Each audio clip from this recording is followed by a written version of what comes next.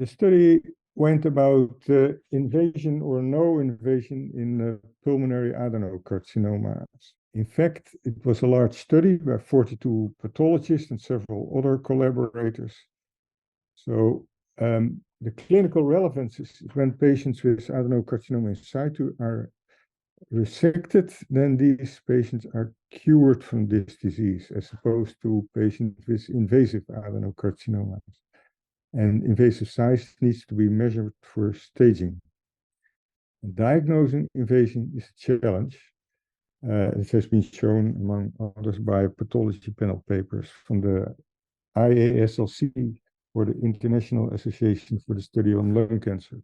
The study was designed as a control case study where first the 70 cases were read according to the WHO classification, and subsequently according to a modified classification. This was on cases with adenocarcinomas smaller than 3 centimeters, and a retrospective cohort from 2 centers with at least 5 years follow-up.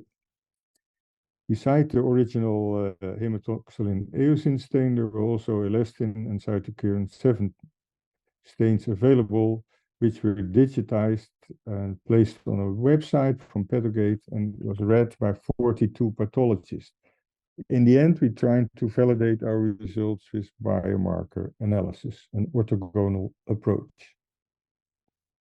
The results show that if we read according to WHO classification, then the kappa score is 0.27, which is not too high, compared to 0.46 for the modified classification, but not anticipated. We did, after the second round, we provided feedback to all pathologists, and most of them did it third round, and then the kappa score becomes 0.62, which is high for 42 pathologists.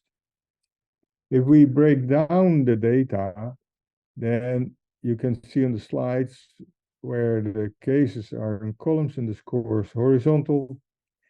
The green marks are scores from pathologists with no invasion, the pink ones with invasion, and yellow was not sure.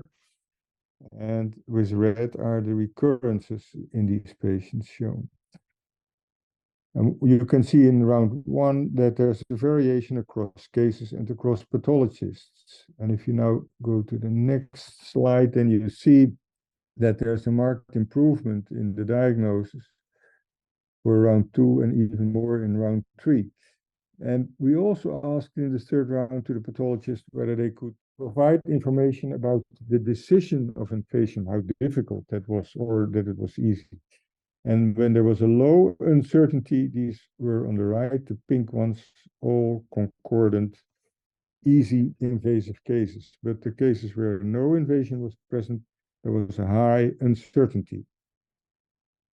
From these 42 scores, pathologists also had to assign a line where they thought the invasive area was. And they also had to measure the total tumor size. And if we then look at the variation in total tumor size among those 42 pathologists, then that's low. It's only 6% for measuring total tumor size. While for invasive size, the variation is high, 42% or more on average. And when we look at the heat map, then you can see a red round area. We've got 3 examples on the left. You see one where there's unanimous scores for invasion, which was almost the same size as total tumor size. In the middle, you see rainbow colors. When there's a round red area, then all pathologists at least signed that area as invasive. While if you go down to orange, yellow, green, and blue, then there are less pathologists assigning those areas as invasive. And underneath the red area was a focus of true invasion, which was in the third round appreciated by most pathologists as consistently invasive. And on the right side, you see an example where there are different lines, different sizes, but no overlapping areas with red round areas. So what you can deduct from this is that when they assigned invasion, then it was also at different sites and not only on different sizes.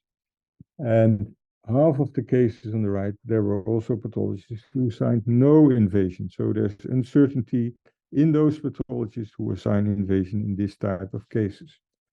If we combine it with data from a previous study from the pathology panel from the ISLC, together with this study, then we can say that in terms of learning theory, using the WHO pulmonary adenocarcinoma classification, we are incompetent in assigning invasion.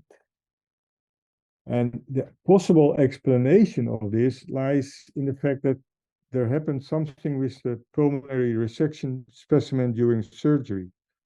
On this screen, you can see on the left side the normal width of the lung in vivo. And when it arrives at the pathology, it's much smaller. And that's due to the fact that during surgery, most of the air goes out, most of the blood is reduced, and most of the lymph is reduced. So smaller in width. What pathologists expect, you can see on the lower left side, an open space with nice air, and then a monolayer of tumor cells in this type, the cytokeratin 7 stain. In this example on the left, we are all homogeneous and concordant in calling this lipidic or non-invasive disease. What you can see in the middle and on the right are examples of biological models showing that when you reduce the volume, then there's also a relative excess of surface. But the excess of surface from the alveolar walls doesn't disappear during the surgical process. So what it ends up is folding off the alveolar walls during this process. When you cut through these folds, you will see papillae. And these folds overlap with criteria for invasion. So that's the explanation. And you can see on the lower right side what then turns out. You get a collapse of lipidic growth without any air. And in fact, when you use the WHO classification, it's frequently overdiagnosed as papillary or acinar adenocarcinoma. And the validation of this approach was by the orthogonal biomarker analysis. And on the left side, you see the proliferation rate, which is essentially higher in all cases, or in most of the cases, with invasive adenocarcinoma. And in the middle, you see the tumor mutational burden, which shows the amount of mutations in each case given by a dot, with also a similar distribution as in the proliferation rate, highly significant. And on the right side, you can see the TP53 mutations are in essence present in those cases with invasion. So one can conclude that the modified classification has an essentially higher reproducibility than the WHO classification. Awareness of the morphologic consequences of the iatrogenic collapse will improve the reproducibility further. An orthogonal biomarker analysis supports the modified classification. It shows now in the largest reproducibility study in pathology to date that there's a marked improvement possible for the current classification of adenocarcinoma.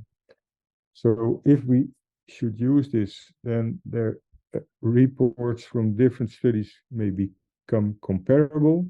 We need actually another study like this to get an independent validation of this approach. And when that's ready, then it might be the case that the WHO classification may be modified in the next version of it. The second thing is that patients with adenocarcinoma in situ, when these are operated, they get a message that they're cured because they do not have a chance for a recurrence in the next 5 years, according to the data. While that is different from the patients which are resected with an invasive carcinoma.